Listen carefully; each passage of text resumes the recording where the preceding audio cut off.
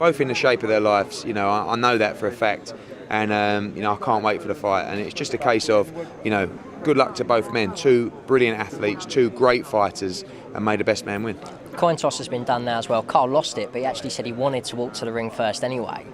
Surely that buzz when he comes out through the curtain, he's just going to be on cloud nine. Yeah, I mean, we made the decision today that if we won the toss, we were going to walk first, because we remember against Bute that you walk first, the atmosphere is electric, and then you're in the ring and the opponent's walking out, and obviously Kessler's going to come out to a hostile reception. And when your opponent's in the ring waiting for you, you know, it is, and I want Carl to have the challenger mentality in this fight. He had the same thing against Bute, and look at the performance there. So it was quite ironic how it happened, but we were hoping to win the toss so we could shock them and walk first. But, you know, he's happy with whatever. And again, the atmosphere, I was here for the darts last week, we had 10,000, and the top tier wasn't even a quarter full.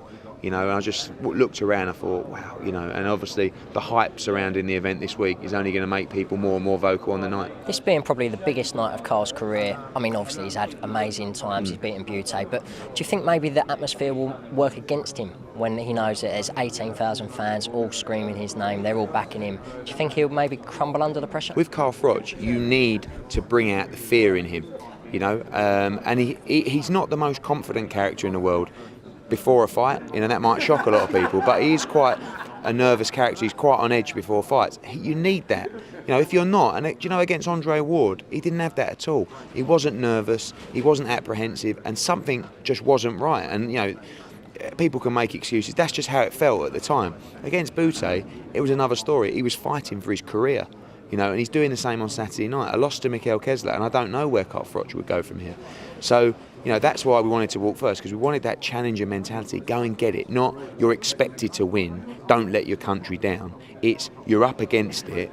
Go and rip it off him. And when you get that kind of frame of mind from Carl Froch, you get this horrible, nasty animal that just will not be beaten and will stand there in front of you and trade and just take shots, but put you away. And that's what he'll do to Mikkel Kessler. He'll stand in front of him and he'll trade, and he'll be too fast and too strong, and he'll punch too hard, and he'll stop Mikkel Kessler in the late rounds. A lot of the headlines have been obviously focused on George Groves, the fact that he's trained with Mikkel Kessler and sparred him. Obviously, he's one of your fighters as well. What's your take on that? Do you know what? I don't really get involved with the sparring. I mean, Adam Booth knows what he's doing. For me, it's great sparring for George Groves. So to develop George Groves as a fighter, that was the right thing to do. Some will say it was, you know, he shouldn't have done it, he's in the same camp or something, but I don't think George, you know, George wants to improve as a fighter. That's the bottom line.